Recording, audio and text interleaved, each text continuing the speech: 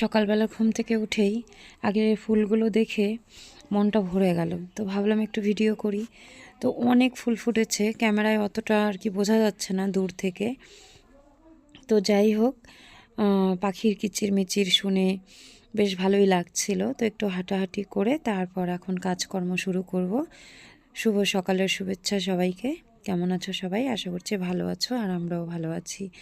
তো বিয়ের ভিডিও তো তোমাদের সাথে শেয়ার করলাম। তো মাঝে বেশ কয়েকদিন কেটে গেছে, বাড়িতে প্রচুর অশান্তি, মানে কি বলবো তোমাদের। তো আমি পারিবারিক অশান্তি সেগুলো শেয়ার করতে চাই না সোশ্যাল মিডিয়াতে, কিন্তু ওই যে বেশ কিছুদিন থেকে ভিডিও করছি না, সেজন্য এইটুকু কথা বললাম আর কি। তো আমার মনে হয় এই বাড়িতে থাকা আর হবে না। যাই হোক, পরেরটা পরে দেখা যাবে। আপাতত ঘুম থেকে উঠে একটু ঘোরাঘুরি করে তারপর বাসি ঘরগুলো সব ঝাড় দিয়ে নিলাম। তারপর আমরা তো উনুনে রান্না করি, উনুনের ছাই ফেলে গ্যাস ট্যাস মুছে নিয়ে তারপর রান্নাঘর ঝাড় দিয়ে এখন এসেছি উঠোন ঝাড় দিতে। আজকে হচ্ছে সোমবার, তো গতকালকে সমস্ত ধোয়া মাজা করে রেখেছিলাম, এখন শুধু রান্নাঘরটা লিখবো। তারপর অল্প কিছু বাসন আছে, সেগুলো ধুয়ে টুয়ে হাত মুখ ধুয়ে চা খাবো। তো ছেলেকে স্কুলে পাঠাবো, মন চায় না স্কুলে পাঠাতে, মনে হয় সব কিছু ছেড়ে ছুড়ে চলে যাই কোথাও, একদমই ভালো লাগে না। কিন্তু ওই যে নিজেদের চক্করে পড়ে বাচ্চাটার ভবিষ্যৎটা নষ্ট করতে চাই না, তাই ভাবছি যে কয়দিন পাঠাতে পারছি পাঠাই, পরেরটা পরে দেখা যাবে আর কি। তো রান্নাঘরটা লেপছি এখন। গতকালকে একটু গোবর এনে রেখেছিলাম, কারণ গোবর ছাড়া তো লেপাটা একদমই ভালো হয় না। তো ঘর লেপা হয়ে গেছে, কেমন হয়েছে কমেন্টে জানিও। আর আমার তো মাটির ঘর লিপতে ভীষণই ভালো লাগে, কারণ আমরা ছোটোবেলা থেকে কাঁচা ঘরেই বড় হয়েছি। জানি না কোথায় কোথায় গ্যাসের ক্রাইসিস চলছে, তো আমাদের এখানেও তো প্রচুর সমস্যা, মানে গ্যাস পাচ্ছি না। গ্যাসের আমার খুব একটা বেশি দরকার হয় না, আমি তো রান্না করি না। তারপরেও সকালবেলার চাটা, তারপর এই যে ছেলে স্কুল যায়, ওর পাপা কাজে যায়, তো ভাতটা করতে পারলে একটু সুবিধা হয়, মানে সময়টা বাঁচে আর কি। গ্যাসে ভাত বসিয়ে দিয়ে অন্যান্য কাজগুলো করা যায়। বিশেষ করে চায়ের জন্য আর কি আমার খুব অসুবিধা হয়ে গেছে, তো গ্যাস পাচ্ছি না। যাই হোক, এখন এই যে রান্নাঘরটা তো ভালো মতো শুকোয়নি, তারপরেও কোনো মতো একটু চা বানিয়ে নিয়ে এই যে বাইরে এসে বসলাম।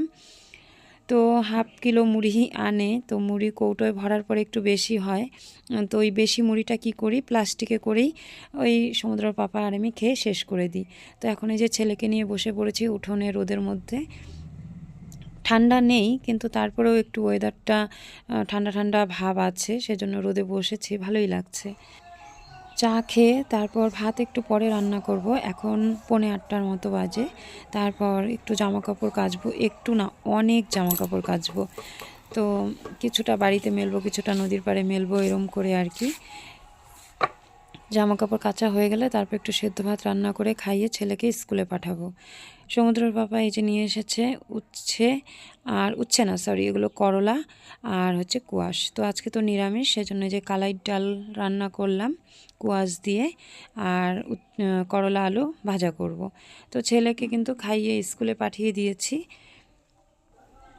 আর এখন এই যে ফোড়নে দিলাম আদা, জিরা, তেজপাতা, শুকনো লঙ্কা, তারপর ডালটা ঢেলে দিলাম। আজকে ডালটা শিলে বাটিনি, শিলে বাটলে একটু বেশি মিহি হয়।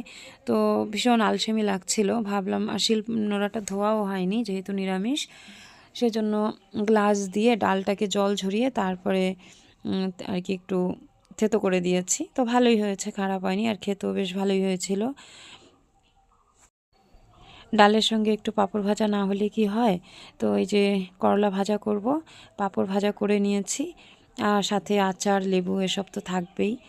আর সকাল থেকে ভাত খাইনি আমি, সমুদ্র খেয়ে স্কুলে গেল, ওর পাপাও খেতে চাইলো না। তো আমি ভাবলাম তাহলে একটু ছাতু দিয়ে মুড়ি দিয়ে খাই, তো এই যে ছাতু মুড়ি একটু চিনি দিয়ে গুলে নিয়েছি। তো চলো, ভিডিওটা আজকে এখানেই শেষ করছি। সবাই ভালো থেকো, সুস্থ থেকো, আর যদি আমার ভিডিওটা ভালো লাগে তাহলে একটা লাইক করে দিও। আজকে এ পর্যন্তই, দেখা হবে পরবর্তী কোনো ভিডিওতে।